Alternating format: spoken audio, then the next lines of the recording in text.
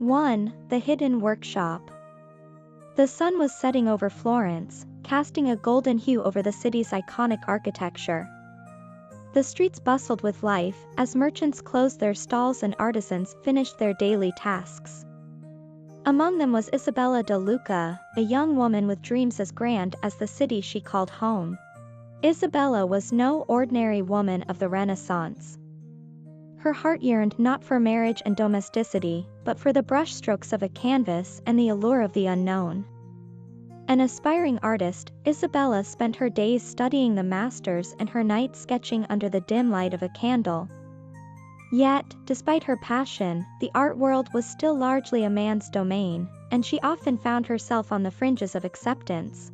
One evening, as she wandered through the narrow alleys of Florence, Isabella stumbled upon an old, decrepit building that seemed out of place amidst the grandeur.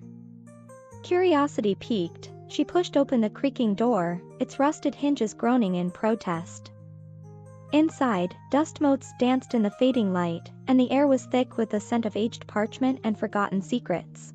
The room was cluttered with artifacts and scrolls, haphazardly strewn across wooden tables. In the center stood a grand, ornate desk, its surface covered with strange symbols and alchemical instruments.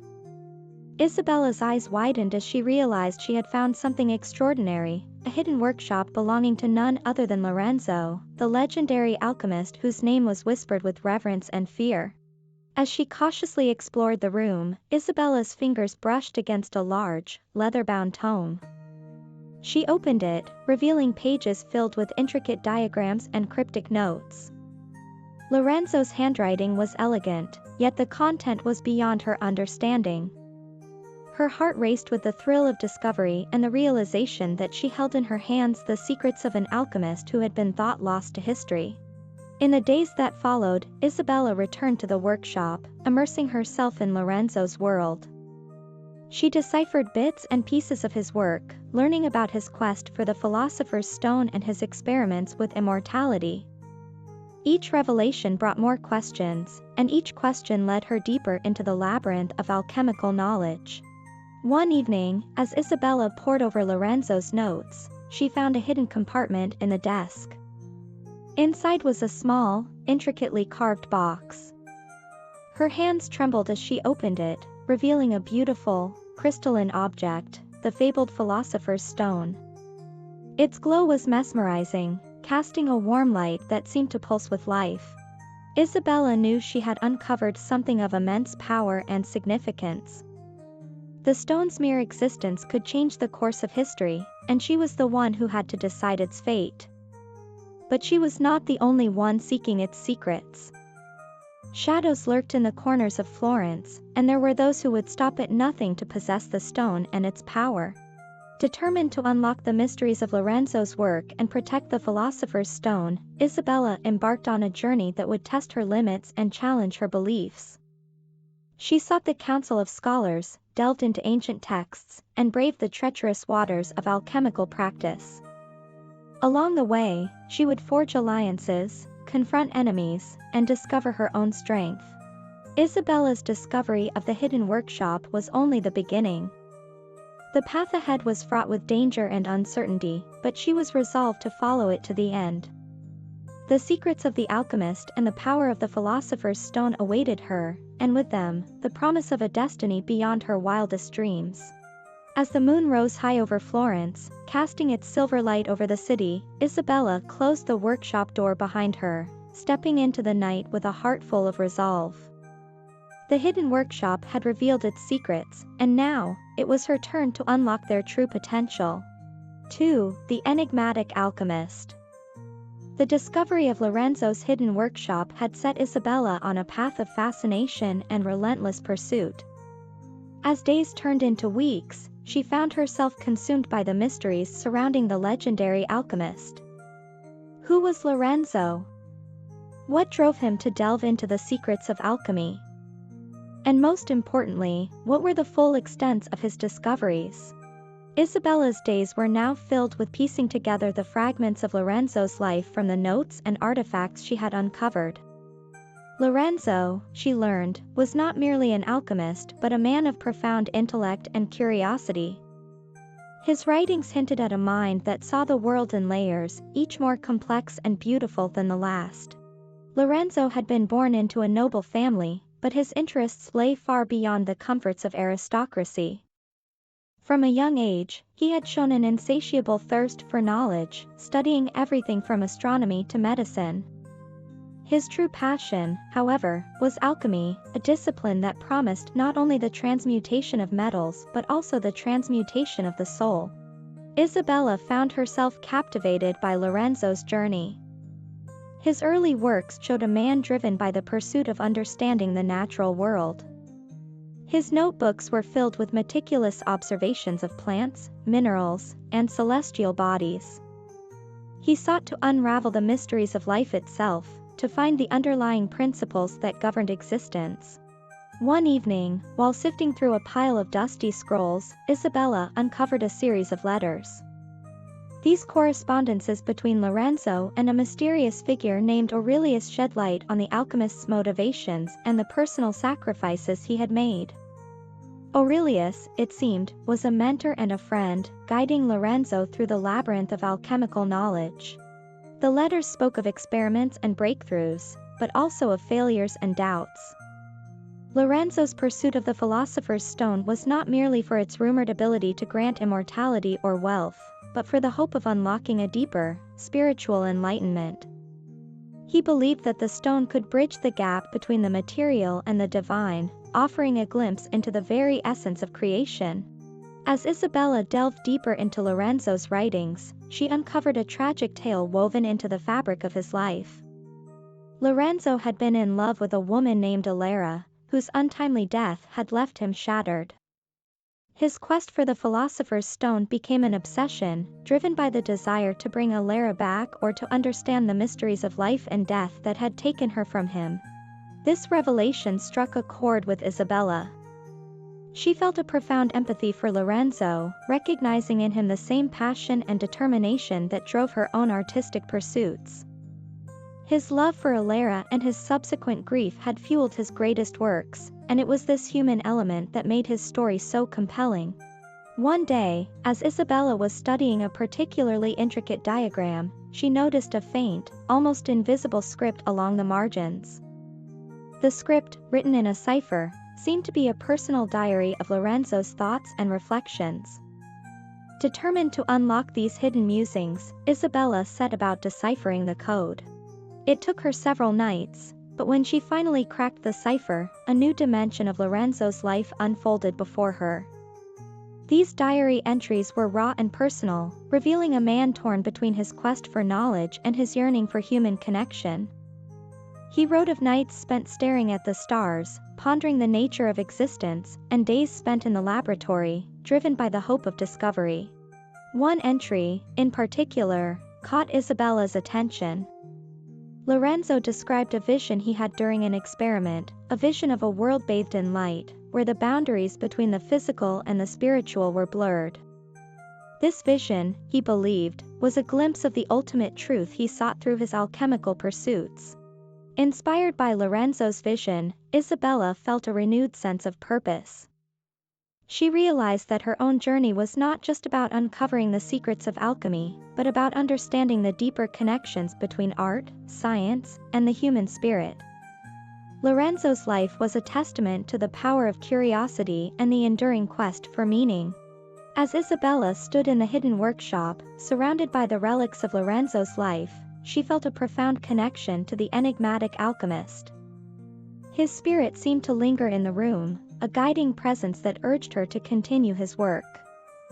She vowed to honor his legacy by unlocking the full potential of his discoveries and using them to illuminate the world. The enigmatic alchemist had left behind more than just secrets. He had left a legacy of passion, love, and an unyielding quest for truth. Isabella knew that her journey had only just begun, and she was ready to face whatever challenges lay ahead, armed with the knowledge and inspiration she had drawn from Lorenzo's remarkable life. 3. The Philosopher's Stone. Isabella's discovery of Lorenzo's hidden workshop and the enigmatic alchemist's life had set her on a journey unlike any other. Her days were now a whirlwind of research and experimentation, each step bringing her closer to understanding the true nature of the Philosopher's Stone. This legendary artifact, the cornerstone of alchemical lore, held promises of immortality and the transmutation of base metals into gold, yet its true power and potential were shrouded in mystery. One crisp autumn morning, as the first light of dawn filtered through the windows of the hidden workshop, Isabella stood before the crystalline object she had found in Lorenzo's secret compartment. The Philosopher's Stone glowed with an otherworldly light, its beauty mesmerizing and its power palpable. She had spent countless hours studying its properties, yet she felt as though she had only scratched the surface of its potential. Determined to unlock the secrets of the stone, Isabella meticulously combed through Lorenzo's notes. His writings described the stone not merely as a tool for material transformation but as a conduit for spiritual enlightenment. The alchemical process, he believed, mirrored the transformation of the human soul, refining and purifying it to achieve a state of divine perfection. Isabella's research led her to a series of complex alchemical formulas and rituals, each more intricate than the last. These rituals, according to Lorenzo, were essential for harnessing the stone's power.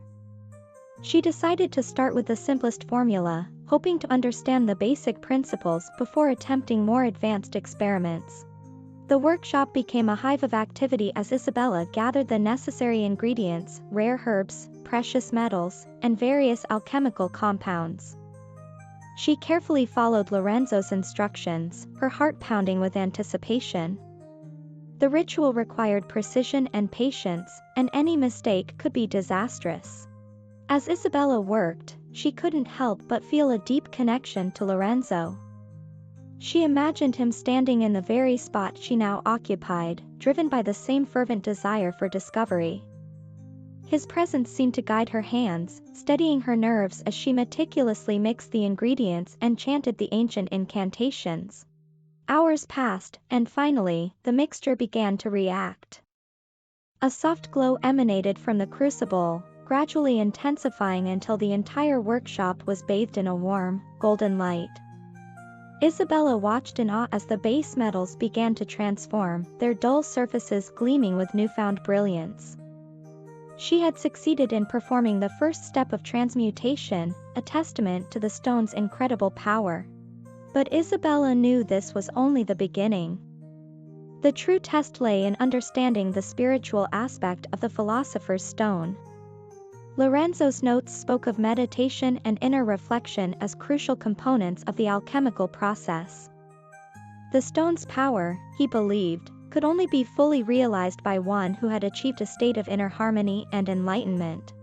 Determined to follow Lorenzo's path, Isabella began incorporating meditation into her daily routine.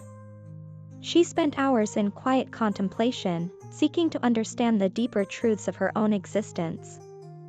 The process was challenging, forcing her to confront her fears, doubts, and insecurities. Yet, with each session, she felt a growing sense of clarity and purpose. One evening, as Isabella meditated in the glow of the Philosopher's Stone, she experienced a profound vision. She found herself in a vast, ethereal landscape, bathed in light and filled with a sense of peace and unity. In this realm, the boundaries between the physical and spiritual worlds seemed to dissolve, revealing a deeper connection between all things. The vision filled Isabella with a sense of awe and inspiration. She realized that the Philosopher's Stone was not merely a tool for physical transformation but a gateway to a higher state of consciousness. Its true power lay in its ability to awaken the divine spark within each individual, guiding them toward a state of spiritual enlightenment. With this newfound understanding, Isabella felt a renewed sense of purpose. She knew that her journey was far from over and that the true potential of the Philosopher's Stone had yet to be fully realized. She vowed to continue her work, seeking to unlock the ultimate secrets of alchemy and share them with the world.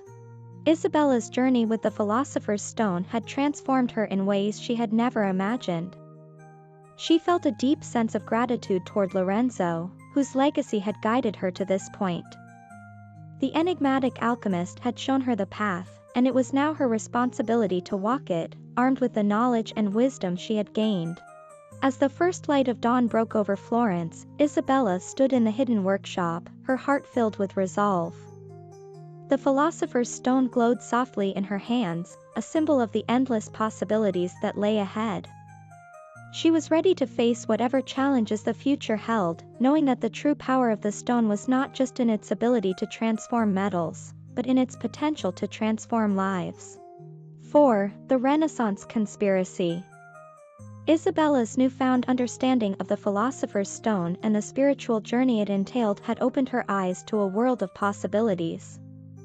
Yet, as she delved deeper into Lorenzo's work and her own experiments, she began to notice patterns that hinted at a larger, more sinister context. The Renaissance, a time of unparalleled cultural and scientific flourishing, also harbored shadows of political intrigue and secretive power plays. It wasn't long before Isabella realized that her discovery of the stone had entangled her in a web of conspiracy that reached the highest echelons of Florentine society. One afternoon, while meticulously transcribing Lorenzo's notes, Isabella found a letter tucked within the pages of an old manuscript. The letter, addressed to Lorenzo from Aurelius, spoke in cryptic terms about a group known as the Illuminati Collegium. This secret society, Aurelius warned, sought to control the very knowledge that Lorenzo had spent his life uncovering. Their goal was not the enlightenment of mankind, but the consolidation of power through the manipulation of alchemical discoveries. Intrigued and alarmed, Isabella began to investigate this secretive group. Her inquiries led her to the grand libraries of Florence, where she pored over ancient texts and obscure documents. The Illuminati Collegium, she discovered, was an organization shrouded in mystery, with roots in various fields of knowledge, science, art, politics, and religion. They operated in the shadows, influencing key figures and events to steer the course of history according to their own agenda. As she dug deeper, Isabella uncovered connections between the Illuminati Collegium and several prominent Florentine families. These families, known for their wealth and influence, were rumored to have funded Lorenzo's early research in exchange for exclusive knowledge. It became clear that Lorenzo's pursuit of the philosopher's stone had placed him in a precarious position, caught between his quest for enlightenment and the machinations of those who sought to exploit his discoveries. One evening, as Isabella was returning to her workshop, she sensed that she was being followed. The narrow streets of Florence, usually so familiar and welcoming, now seemed menacing and filled with unseen dangers. Her heart pounded as she quickened her pace, taking a series of winding turns to lose her pursuer. When she finally reached the safety of her workshop, she realized that her investigation had not gone unnoticed. Determined to uncover the truth, Isabella sought out allies who could help her navigate the treacherous waters of Florentine politics. She found a confidant in Leonardo, a fellow artist and inventor whose genius was matched only by his curiosity. Leonardo, known for his revolutionary ideas and inventions, had long been aware of the darker undercurrents that flowed beneath the surface of the Renaissance. He agreed to assist Isabella, intrigued by her discoveries and the potential implications. Together, Isabella and Leonardo devised a plan to infiltrate a gathering of the Illuminati Collegium, held under the guise of a lavish masquerade ball. The ball, hosted by one of Florence's most powerful families, would provide the perfect opportunity to gather information and uncover the identities of the conspirators. Dressed in elaborate costumes and masks, Isabella and Leonardo mingled with the city's elite, their eyes and ears attuned to the subtle exchanges and hidden meanings behind the revelry. Isabella's heart raced as she overheard snippets of conversation, each one revealing more about the Collegium's plans. They spoke of a forthcoming event that would secure their control over the city and, by extension, their influence over the broader Renaissance movement. As the night wore on, Isabella's attention was drawn to a figure who seemed to command the respect and deference of the other guests. This man, whom she recognized as Duke Marco di Rossi, was a known patron of the arts and sciences. Yet, his involvement with the Illuminati Collegium revealed a more sinister side to his influence. Isabella realized that the Duke was not only a key figure in the conspiracy but also a potential threat to her own safety. Determined to gather more evidence, Isabella and Leonardo managed to slip into a private chamber where the Duke and his closest advisors were convening. Hidden behind a heavy curtain, they listened as the Duke outlined a plan to seize control of Lorenzo's workshop and its alchemical secrets. The Duke spoke of Isabella as a mere pawn in their game, someone to be eliminated once her usefulness had ended. The revelation sent a chill down Isabella's spine. She had known that her discovery of the Philosopher's Stone would attract attention, but she had not anticipated the lengths to which these powerful individuals would go to possess it. The Duke's words confirmed her worst fears, that her life and the knowledge she held were in imminent danger. As they made their way back to the workshop, Isabella and Leonardo discussed their next steps. They needed to protect the Philosopher's Stone and ensure that Lorenzo's legacy did not fall into the wrong hands. Isabella's resolve hardened. She would not allow the fruits of Lorenzo's labor to be corrupted by those who sought power for its own sake. The Renaissance conspiracy had revealed itself, and Isabella knew that she was now at the center of a dangerous game. With Leonardo's help and her own unyielding determination, she prepared to face the challenges ahead. The future of alchemy, and perhaps the very soul of the Renaissance, hung in the balance. 5. Alchemical Trials. The revelation of the Illuminati Collegium's sinister plans had galvanized Isabella. She realized that to protect the Philosopher's Stone and thwart the conspirators, she needed to deepen her understanding of alchemy and master the trials that Lorenzo had hinted at in his notes. These trials were not merely tests of intellect or skill but of character and spirit. The alchemical path was one of transformation, mirroring the process of turning base metals into gold. Isabella began her alchemical trials with a mixture of determination and trepidation. The first trial, according to Lorenzo's notes, was the trial of purification. This required her to purify a base metal, a process symbolic of purifying the soul. She gathered her materials and set to work, her movements precise and deliberate. The purification process was painstaking. Isabella had to heat the metal to extreme temperatures, then cool it rapidly, repeating the process until all impurities were removed. The workshop was filled with the sounds of crackling fire and hissing steam. Isabella's concentration was unwavering, her focus sharp. As she worked, she reflected on her own impurities, her doubts, fears, and insecurities. She confronted them, acknowledging their presence and resolving to overcome them. Days turned into weeks, and finally, Isabella achieved a level of purity in the metal that satisfied the requirements of the trial. The metal gleamed with a brightness that seemed almost ethereal, and Isabella felt a corresponding lightness within her soul. She had passed the first trial, emerging stronger and more resolute. The second trial, the trial of transformation, required Isabella to transmute the purified metal into gold. This was the heart of alchemy, the process that had fascinated and eluded scholars for centuries. Isabella knew that this trial was as much about inner transformation as it was about the physical process. Isabella approached the trial with a blend of scientific rigor and spiritual mindfulness. She meticulously followed Lorenzo's instructions, combining various substances and reciting incantations that had been passed down through generations of alchemists. The process was demanding, requiring her to balance precise measurements with intuitive leaps of understanding. As she worked, Isabella experienced moments of doubt. The transformation seemed impossible, a goal just out of reach. But she reminded herself of Lorenzo's words about perseverance and the alchemical journey. She meditated on the idea of transformation, visualizing the base metal as her own self, undergoing a profound change. One night, after countless attempts, Isabella witnessed the moment of transformation. The metal in her crucible began to shimmer, its surface shifting from dull gray to a radiant gold. She watched in awe as the transmutation completed, her heart swelling with a sense of accomplishment. The trial of transformation had been passed, and with it, Isabella felt a profound shift within herself. She was becoming an alchemist in the truest sense, her soul refined and her spirit uplifted. The third trial, the trial of illumination, was the most challenging of all.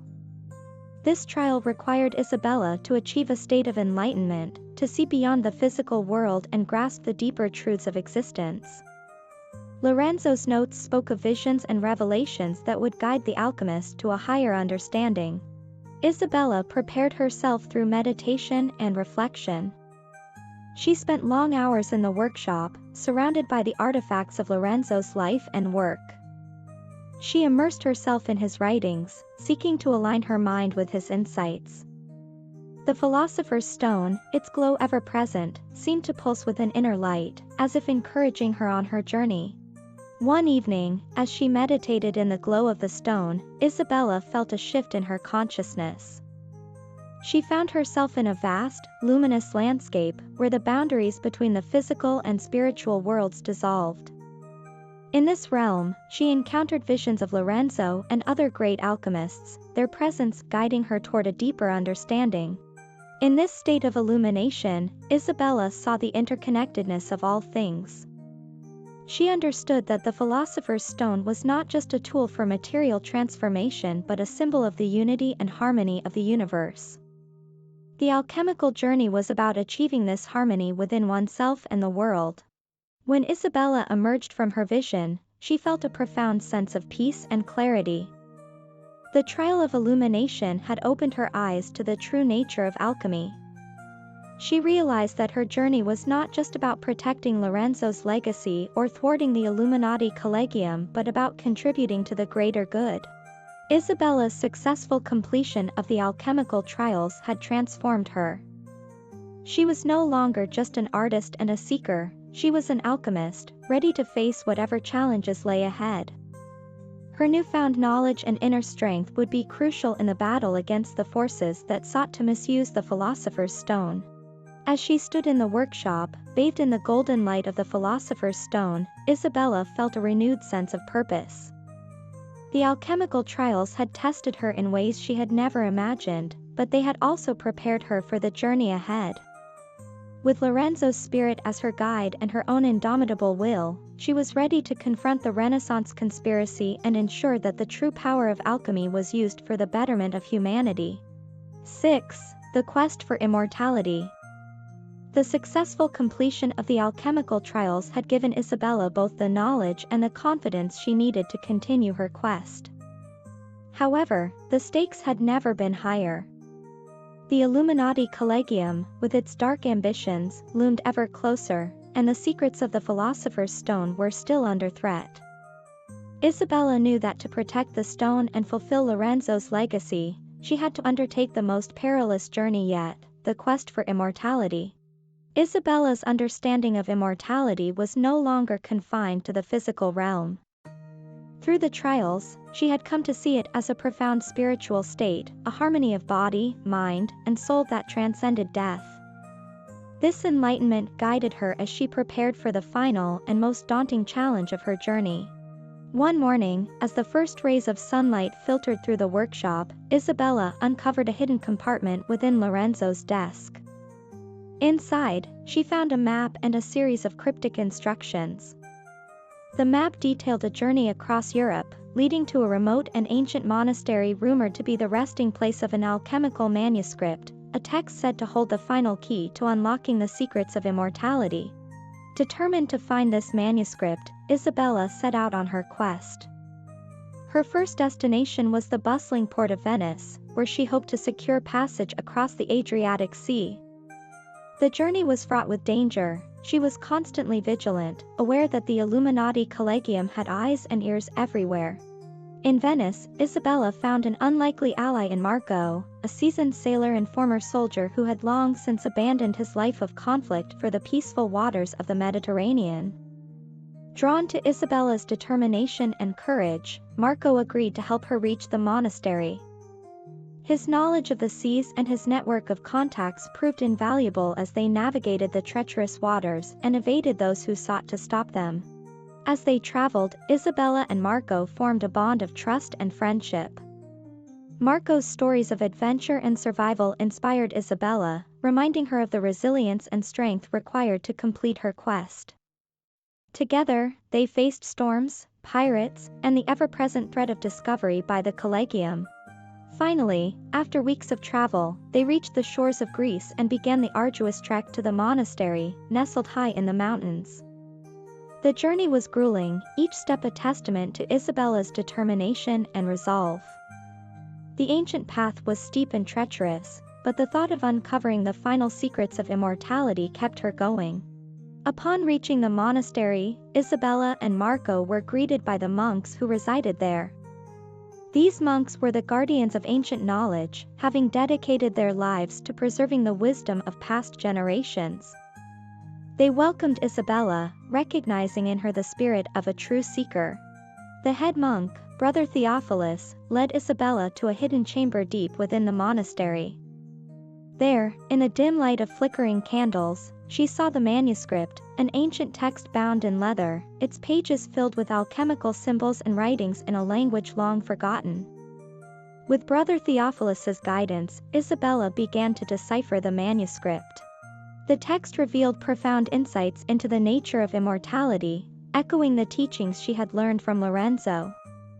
It spoke of a state of perfect balance, where the soul, purified and enlightened, could transcend the physical confines of the body.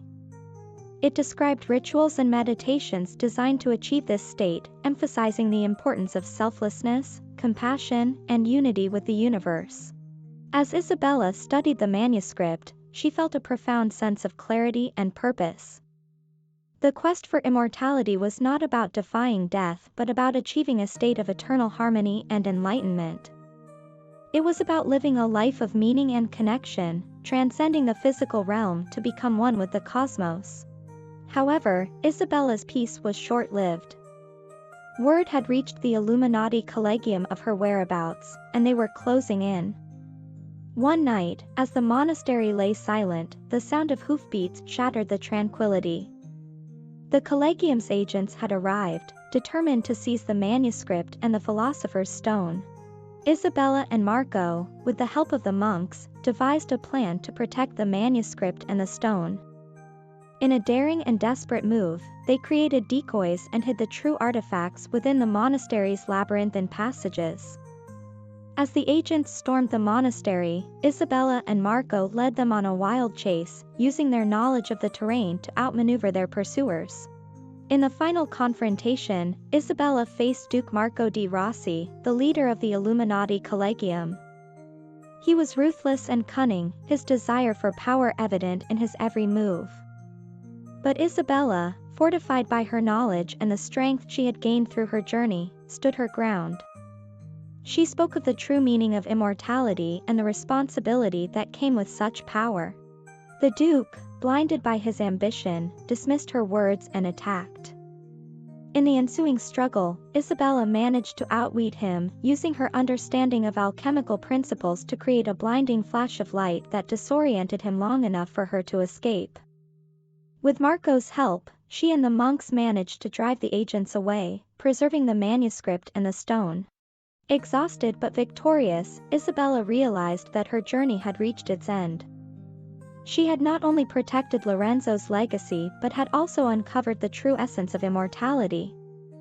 She understood now that the Philosopher's Stone was a symbol of enlightenment and unity, a testament to the potential within every individual to achieve greatness and harmony. Isabella returned to Florence, her heart filled with gratitude and wisdom.